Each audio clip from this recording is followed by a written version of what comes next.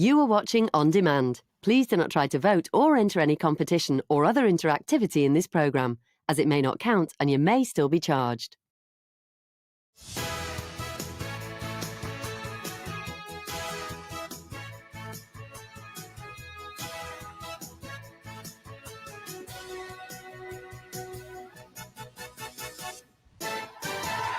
Today on your Loose Women Live, it's Christine Lampard, Linda Robson, Brenda Edwards and Nadia Sawali.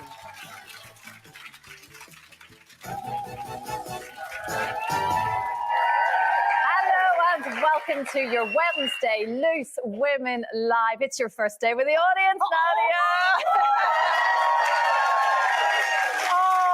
Very exciting. My heart's pounding. Tell them how many days since we had an audience. 920 days without an audience. We felt every single one of them. It's been horrendous. When I walked in earlier, I couldn't believe it. For me now, it's over. The hell is over. You're back. You're back, yes. I want to kiss every single one of them. We missed you. We missed you. So coming up on the show today, are you worried about how much your children are vaping? Apparently 1 in 10 11 to 15-year-olds do it regularly, but should the government be doing more to stop them? And in yet another busy week in Downing Street, we're catching up with a former resident of Number 10, Sarah Brown. The wife of former Prime Minister Gordon will be telling us what life is really like after you leave the political limelight and how personal tragedy has inspired her to make a real difference. And we will be having an exclusive catch-up with our new loose woman, yes, by royal appointment. Dame Kelly Holmes will be joining the show.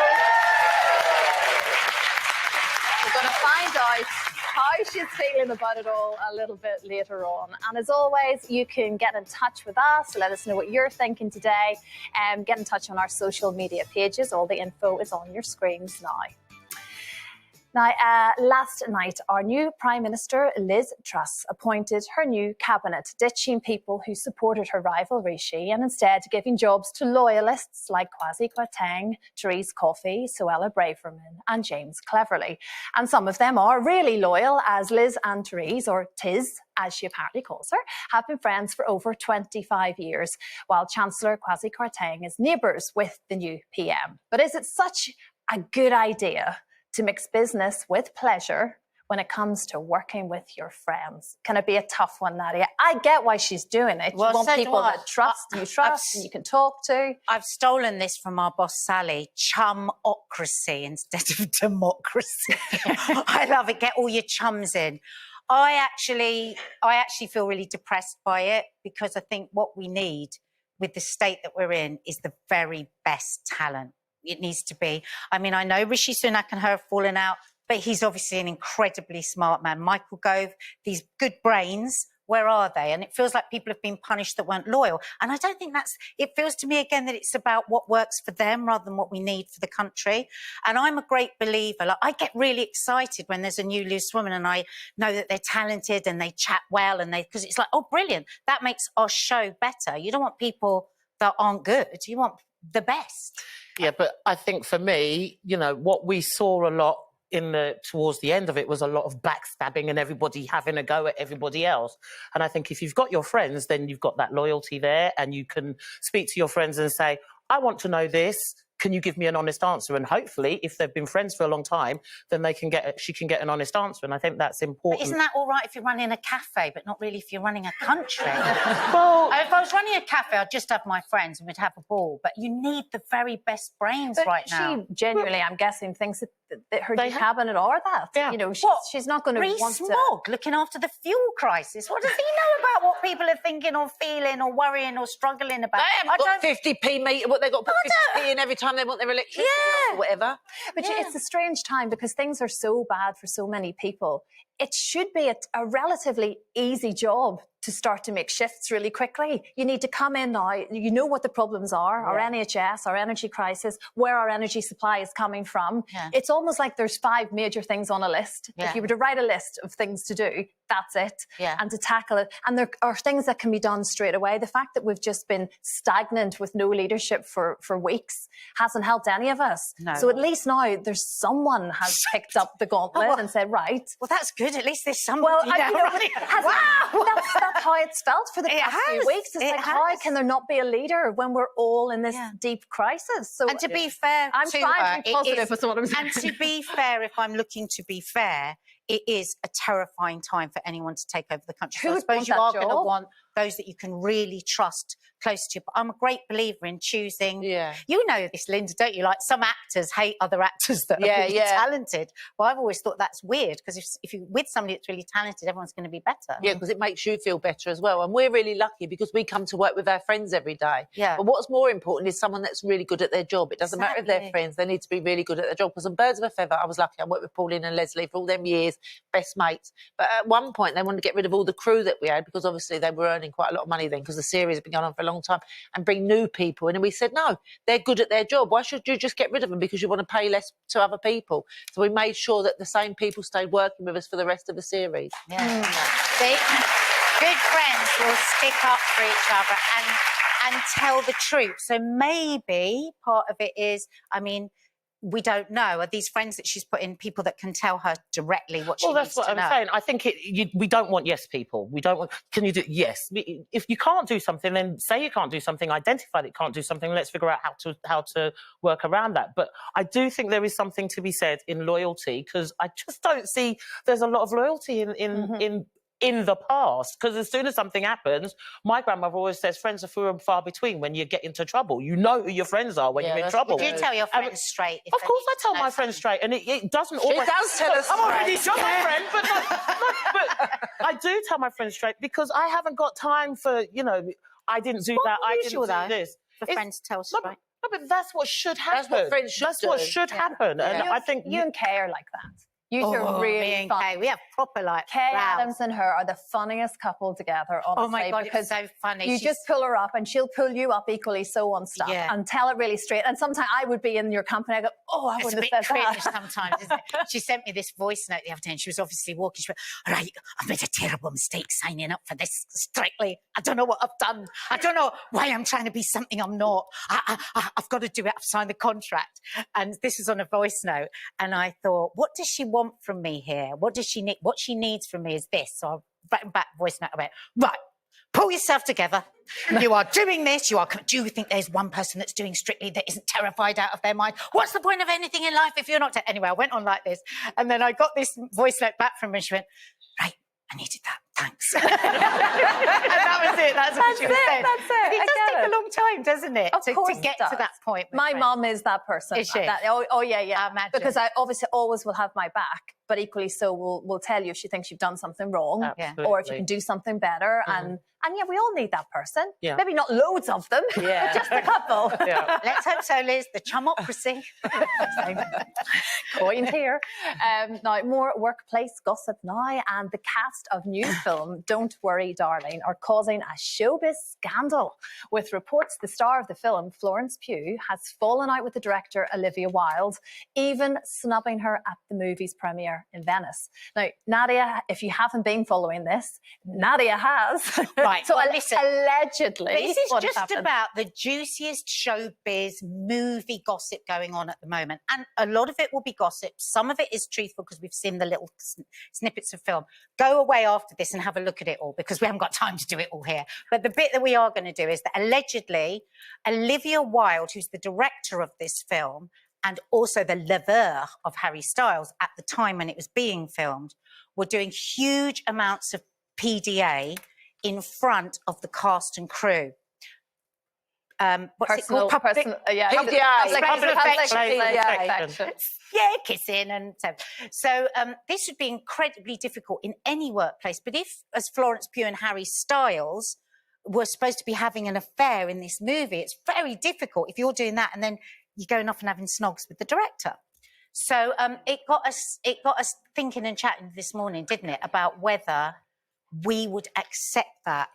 Like if Lee suddenly started snogging that camera person over there, would we say anything?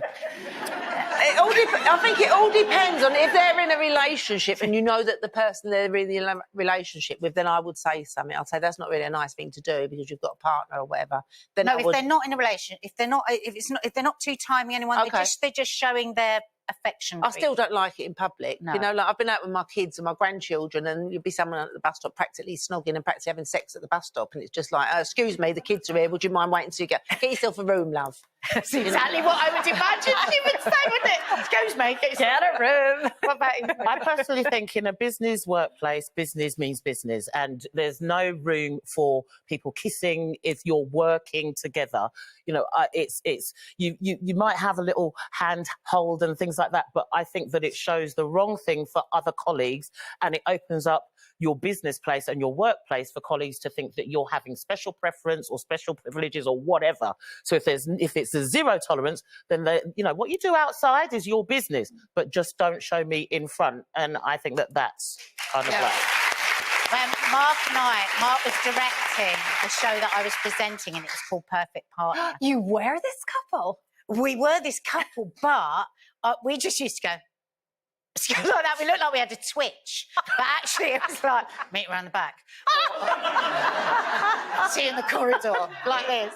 That's like this, and because that's right. You shouldn't. I just think I don't like seeing people snog and I love a kiss and a cuddle if it's on the cheek, but anything beyond that makes me feel a bit sick. Yeah. So I think. But the other thing that you just say in that, when it breaks up. And everybody gets involved once there's a breakup of something like that. That's true. Because you've it offended pulls in the colleagues, and doesn't it? that's zero tolerance. Yeah. What about you, Christine? It doesn't overly annoy me. I think if you were sort of constantly feeling like the third wheel, it depended on what your work setup is. Maybe we could have some of our crew maybe go, that wouldn't bother me. But there's enough guys of us. are getting more and more nervous. We keep bringing them in. What does she say? Hello, camera 3. It wouldn't bother me, but it's the nature of the work environment and how small the numbers of people are and all of that. So I get that. If you feel like you're being made like the third wheel in a place you're supposed to be comfortable. Would you say something though? I think I would do it your way. I'd go the slightly jokey way. Go, please get a room. I don't know. I'd go, you're really offending me. I couldn't say that. But I could say get a room. Get a room is translated into you really are. It is, feel but we know in a what nice, people say. Jokey way. Yeah. We've asked you at home, is it unprofessional to kiss a colleague in the workplace? And 70% of you said, yes, it is. Yes. Yes, it is. Get a room. Loads of you writing comments. Lauren says it's common to meet your other half at work. As long as it doesn't affect your work, you should be able to go ahead and do that. Chuck said being involved with a colleague is fine, but kissing by the photocopier is not. No. Oh, just the sound of that sounds so lovely, doesn't it? Kissing by the photocopier. The old days. It's the old days. The old days. Coming up after the break. With a new study showing the rate of teenage girls vaping has doubled in the past few years, we're asking what we can do to deter them from potentially damaging their health. See you with that and loads more after this.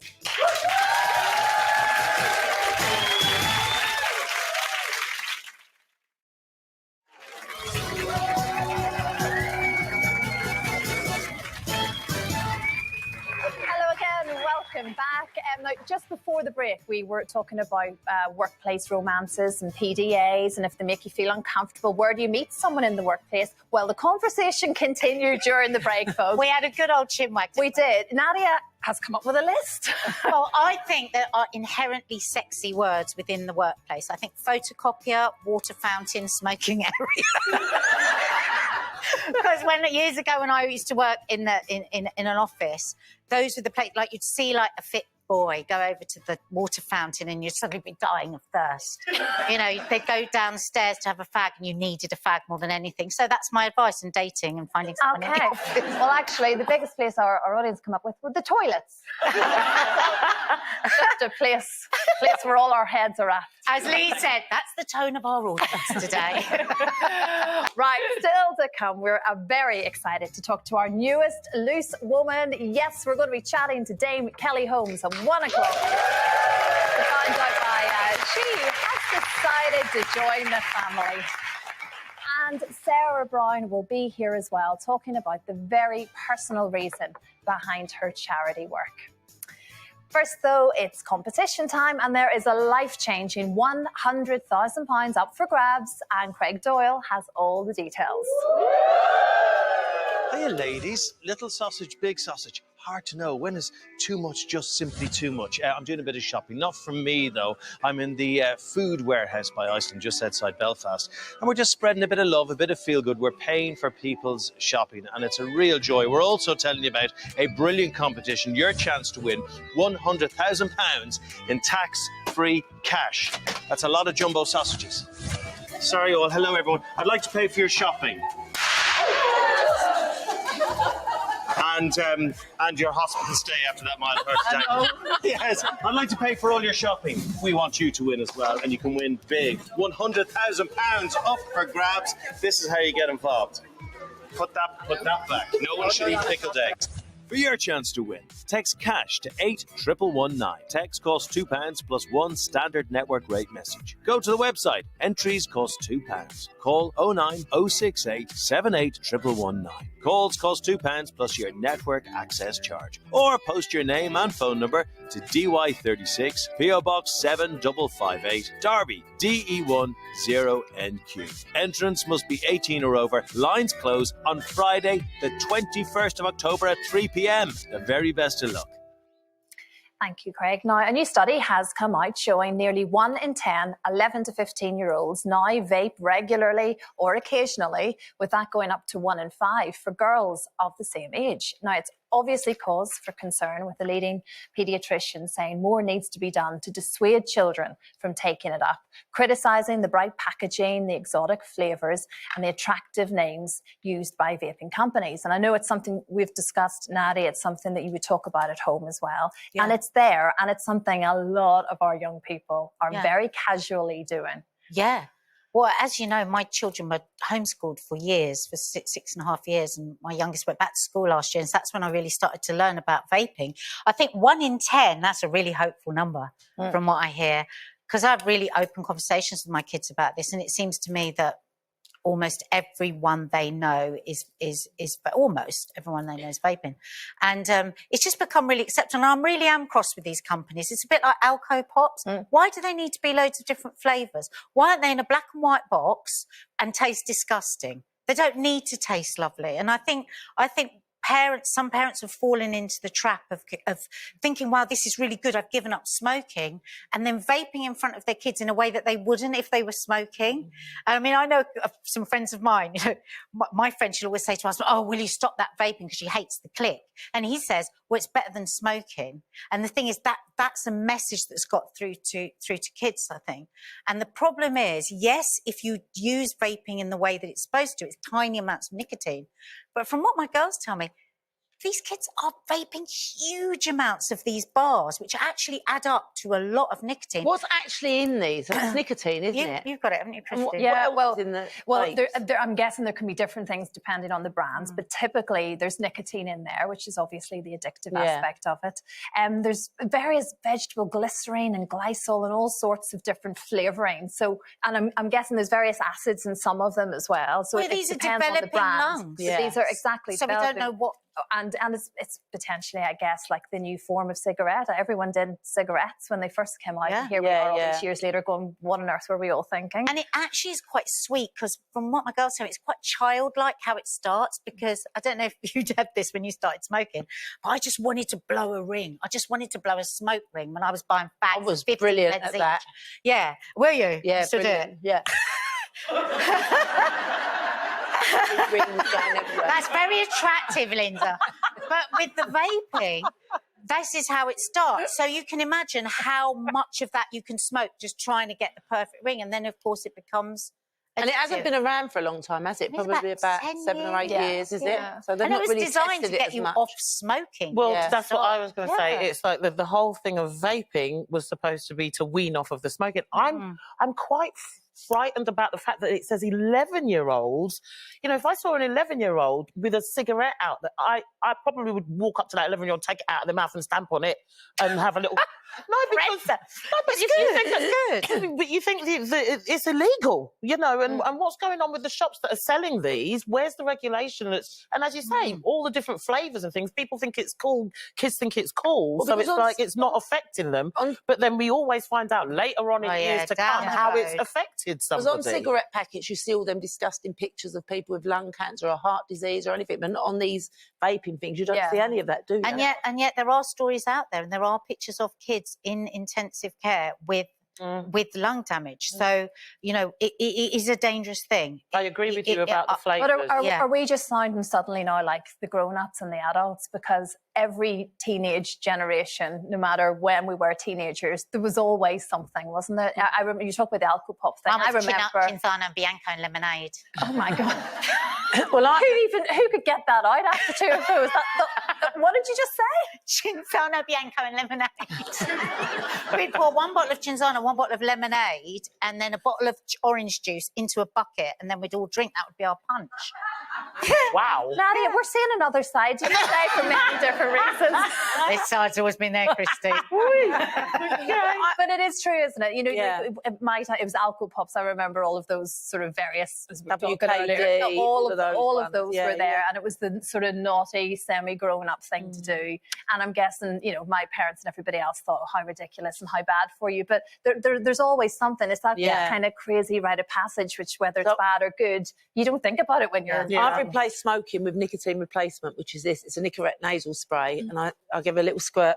Oh, she's up my using nose. it as an excuse to have it now. She's been telling me, I've been on this for about 10 years now, but I do have the odd cigarette every now and again, but not very often. But she keeps saying my nose is going to cave in.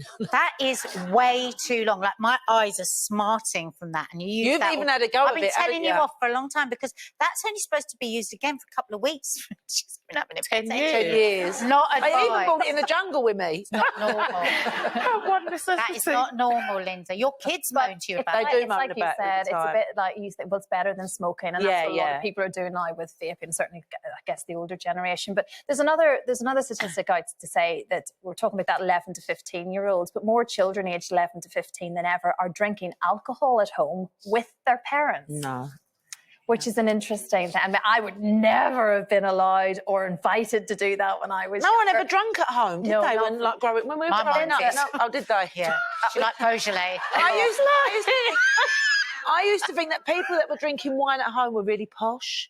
Because working class people never ever bought wine home. No. Like I remember the first time I bought a bottle of wine at Sainsbury's, and my mum was with me. She went, "Are you buying wine? You can drink that indoors." I went, "Yeah, when I have my dinner, I might just have a little glass of wine." She went, "Oh, that's the trick. What is it called? The Rocky Road." She said, Oh, that's lovely. I know, yeah. I love that. But it's it was interesting never. though, where maybe it's just the home environment has allowed we're talking about vaping and everything else. It's kind of feeling a bit more relaxed, but not my day. Okay, Sarah Brown joins us after the break to tell us what really goes on behind that famous black door, and she'll be sharing how her work now is inspired by her late daughter. And before all of that, we're catching up with the newest loose recruit, Dame Kelly Holmes. She's going to be sharing her reasons for joining us and what we can expect from her on the panel. We'll be talking to her right after this.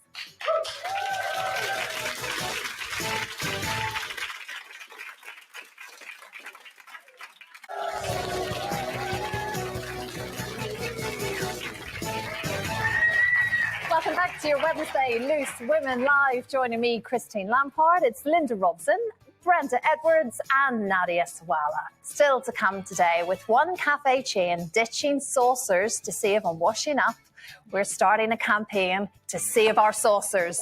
Don't be a mug. Catch that a little bit later on. I know, so funny. And from tea to tantrums, are you guilty of still throwing them, even though you really should have grown out of them by now? You'll be in very good company with some of the women on today's panel if you are one of those people. Oh, we're all pointing at poor Brenda.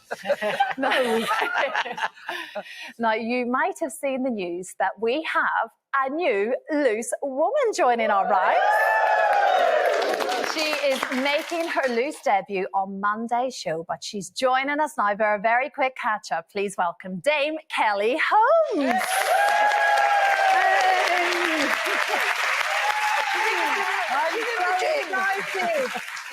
Kelly, this is not a good start. Look, she's in the gym. She's trying to make us all feel shame. Kelly, so good to see you. Welcome to the Loose family. How are you feeling? Oh, I am so excited. I don't think I've had this much sort of adrenaline rush for so long. And I feel that, you know, now my time after doing my documentary and feeling that I can just talk and speak about subjects that I've never, ever talked about for fear. I'm so excited to be with you ladies, like you can't imagine.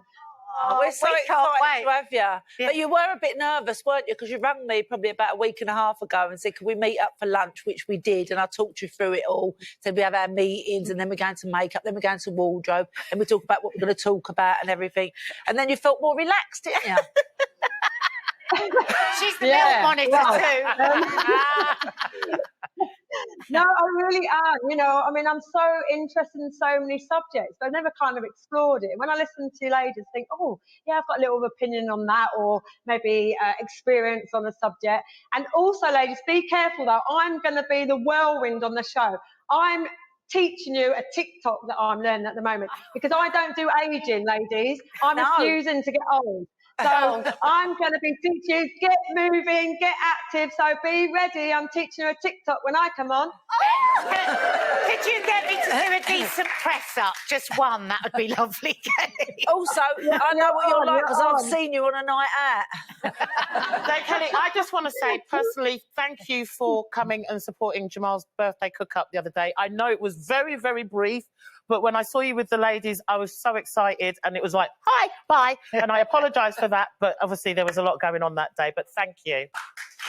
Oh, no, thank you. I got invited by Linda, and I was just so honoured to be there. You know, Jamal was so important to so many people, and by the attendance that you had there, it was extraordinary, and you've done such a great job. You look so stressed. Just everyone wanted to give you a hug, but it was brilliant. So thank you for allowing me to come, and I can't wait to just do so many more things with all of you. You inspire me. Everyone's got a story. We all have a life history, and hopefully we can all explore that together when I come on as well. Well, A night out very soon. Oh, yeah. You're coming to the NTA. That would be a good night out. I know, like, you have no idea. I'm like this Duracell bunny. When I got told, can I ask when I go to the NTAs, I was like, oh my God, I'm going to Loose Women. You have no idea how many people are so excited that I'm joining you lot. I mean, can you imagine? Like, you're not going to be able to stop me. I love it. It's brilliant. I can't wait. Kelly used to get excited about winning medals. Not anymore. Coming on here and talking with us. Kelly, we're so chuffed that we're going to have you from next week, actually. You're part of the team officially from Monday. Thanks so much for talking to us. Love you. Welcome. Thanks, Kelly. Dame Kelly Holmes. That's so good. Isn't it? Oh, brilliant. Now, it has been a roller coaster week in politics, with Boris Johnson and Liz Truss swapping over at number 10 Downing Street yesterday. And someone who can really identify all too well with the departing Prime Minister is today's guest, who left that famous building alongside her husband, former PM Gordon Brown, 12 years ago. Here to tell us what life is really like behind that famous door, and if they really have a tea lady like they do in Love Actually, please welcome Sarah Brown.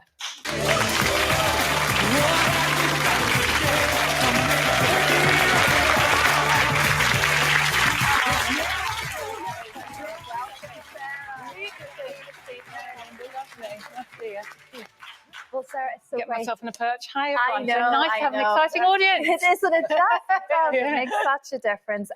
Firstly, welcome, Sarah. We were just talking about your charity work, and goodness, it had been all-encompassing for you for the past few years. It was 2002 that you founded Their World, and it's an incredible charity, and it helps create a safe space for children to learn in and to grow, to learn life skills. And the fact that we really have to push on that right now, it's scary, just the state the world is in when it comes to education for children. And you run projects all over the world. So you have your finger on the pulse in many different countries, like just where we're all at. That's right. I mean, Their World was started, as a small charity, never with huge ambitions, just to do something for children in the UK originally, but it has grown. It's grown because there's so much need, and children who just need access to education and support and, healthcare. And our projects have grown and our campaigns have grown. And I always thought it would be a part-time thing for me, but it's where there's need, you just keep moving. And I think all the privileges and opportunities I had from being in Downing Street for more than 13 years, I learned a lot from listening to people, talking to people, meeting all the people that came through that black door.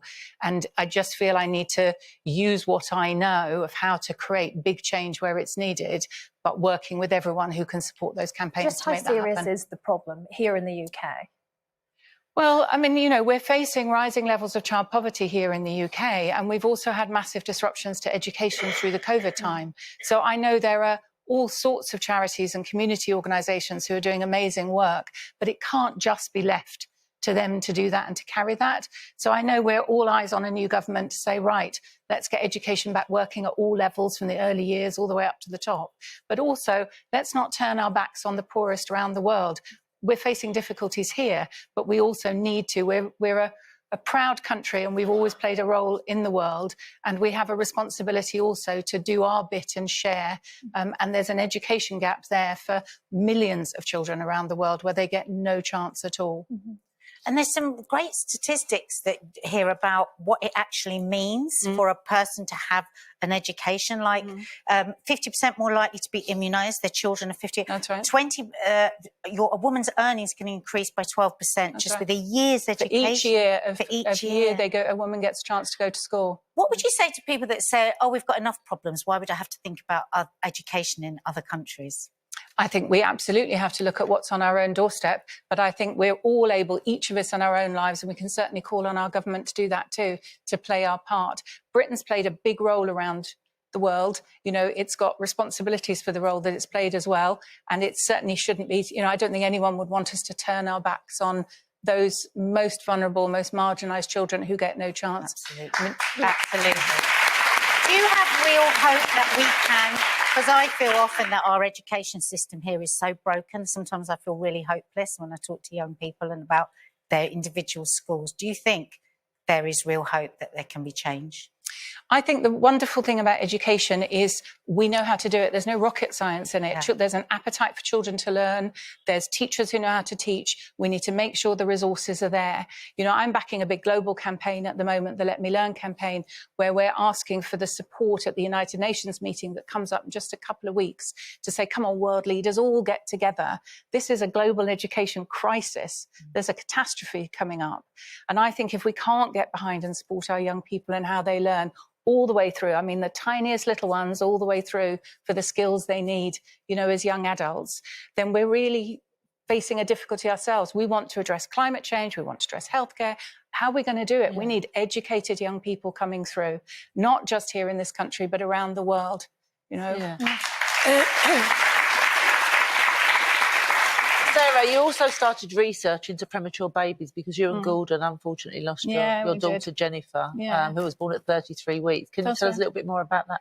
Well, that was the origin of the charity for me and the work that I was doing. And what I realised then, I got so many letters from, mums, families, all sorts of people, many of whom who'd lost little ones themselves. And I realised that what the gap was then was some of the science and understanding that we needed to know more. We never had an explanation for why we lost Jennifer. No. It's still a mystery. And I realised I got thousands of letters. And I realised... And you replied to everyone as well, didn't you? Anyone that put an address, I sent a card back. It took me a year to do it. What I realised was that science, that was where we could start something. And that was the beginning, was to say, let's find the scientists who can do it. But also at that time, and this is going back 20 years now, was also saying there are people in our community, the nurses, the midwives, the teachers, they've got ideas for things that make a difference. It speaks to your point of, what makes that difference and do we have a crisis? I have hope because of the ideas that people have. Yeah. And that's what I want to do, was put something behind those community projects as well as the scientists and the doctors' research. So both things are just as important going forward.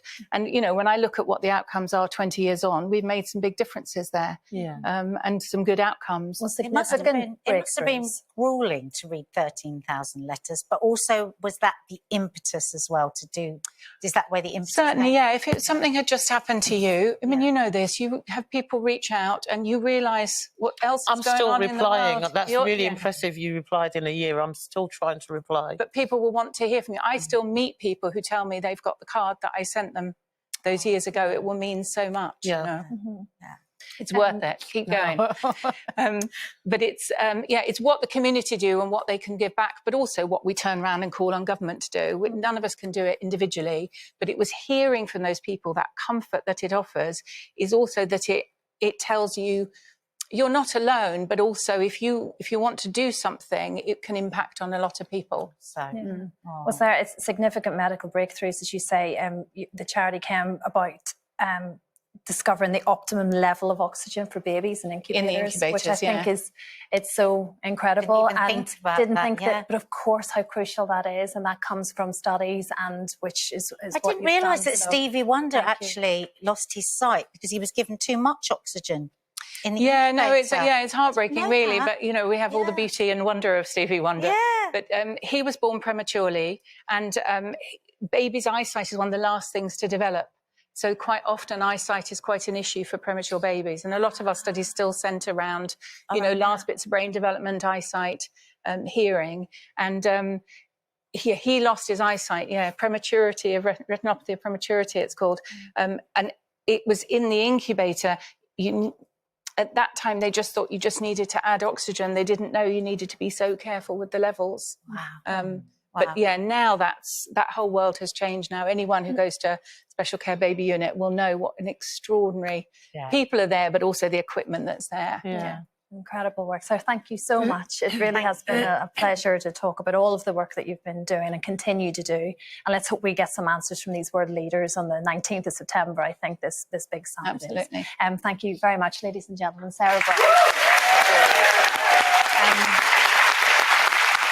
Lots more to come after the break. We'll see you after this.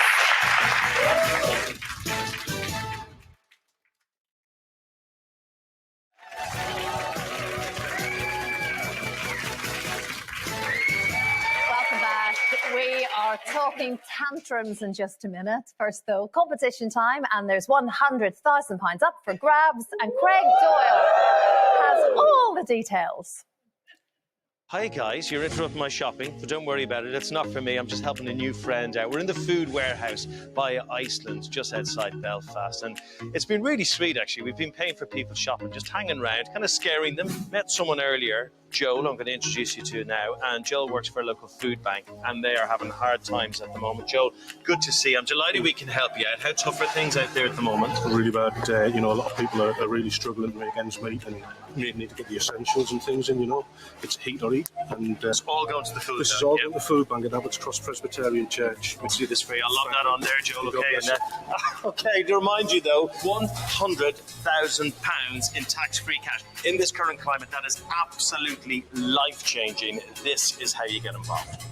For your chance to win, text cash to 81119. Text costs £2 plus one standard network rate message. Go to the website. Entries cost £2.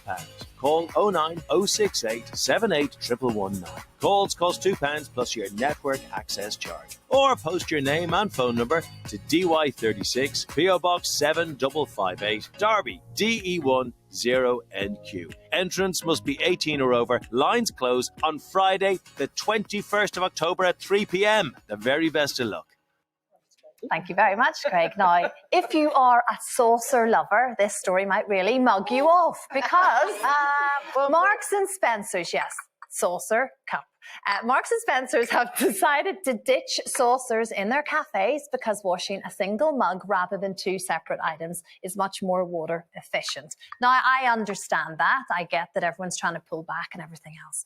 But you see, that just looks like perfection to me. I love a teacup with a saucer. I don't do it all the time. In your own house? I have teacups and saucers at home. If you were to come to my house, I want a mug. give you. Well, I would give you a mug if you wanted a mug. I want a but I mug. would prefer to give you a teacup and a saucer. Well, I just don't want because a I think it teacup. looks nice. It Don't does want it at all. look nice, No, but I but can't get enough in it. But as my mum, And I don't like that dark in there. I like it to be white so I can see the colour of the tea. Yeah. Yes. So it's also with the colour of the cup as well as the type of It is, yeah. Okay, because I think a very thin china cup, I used to get one from my mum every Christmas. She loves her tea. And she's convinced that tea tastes better in a china cup. That's exactly what Do my you mum agree? said. Yeah. Thank you, audience. I bet you do that That's as why well. you come back. I bet you do that with your finger and all, don't you? You didn't know you were so posh, Christy. I'm really not. It's just something I think looks really nice. I think it's more of an occasion. I to agree sit with and you. Have a My Auntie Pam used to thing. get her best china out if people come around, and she gets the best china out with a cup of tea. That's But if lovely. it's family, it's a mug. Yeah, that's Yeah. okay. Well, we don't mind that. Do you agree then that we should just be pulling back on all these little things and it really doesn't matter about a saucer anymore? How much is that going to save a saucer? Maybe, shoot me down, but it just sounds a bit odd. But yeah, I mean, why not? Well, look, our lovely lady in our front row has said a saucer is very necessary if you are serving people because to actually balance cups on your arm, you need the saucer. I'm so impressed with the lady on the front row Yeah. who can carry teacups on her arm. Yep, yeah. Not on a Thanks. tray, directly on her arm. Yeah, exactly. This is for him. Anyway, Martin Spencer's just thought we'd let you know how we feel this morning. Okay, now we've all heard of the terrible twos, but while a tantrum from a toddler is acceptable, you might not be so forgiving when a grown adult throws a full-on wobbly.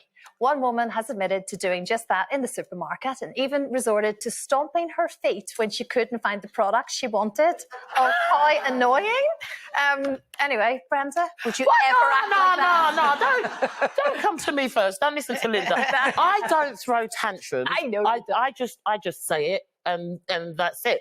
But I kind of have inward tantrums. Not when I say inward, I Internal. talk to myself. Yeah. So if there's something that I'm not happy with, then and I'll just talk to myself. Do you do that when you're But- walking down the street? Yeah, I talk to myself quite regularly. Maybe you should just have a full-blown tantrum.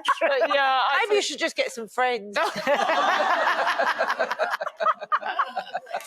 She's in a good day.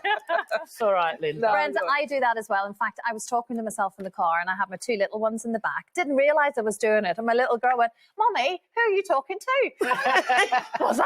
I didn't even realise I was doing it. Because you're just sort of processing all the information that's going through your brain. I get Exactly. that. I mean, we're just trained, aren't we, from toddlers to regulate our feelings, i.e. suppress our feelings. Yeah. I actually don't think that's very healthy. I think it's really bad to keep bad feelings inside.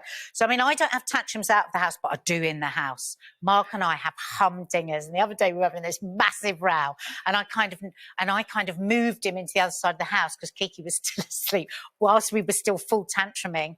Anyway, then I came back after when we sort of calmed down a bit. All my back doors and my windows were open, which means every single, if anyone's my neighbour, heard every single Was it word. juicy stuff? Oh, it was so juicy. I was like proper banshee, but I was unable to regulate my feelings because you know what it's like when you live with anyone. There's a certain amount of keeping yourself shut up, Yeah, and then of course. sometimes it blows. You went full on tantrum. Cleans out the pipes. Toddler tantrum. We all need one every so often. Thank you so much for your company. Thank you, audience. Tomorrow we're joined by Corey's Georgia Taylor and Chef Andy Oliver. Have a great afternoon. We'll see you tomorrow. Bye-bye.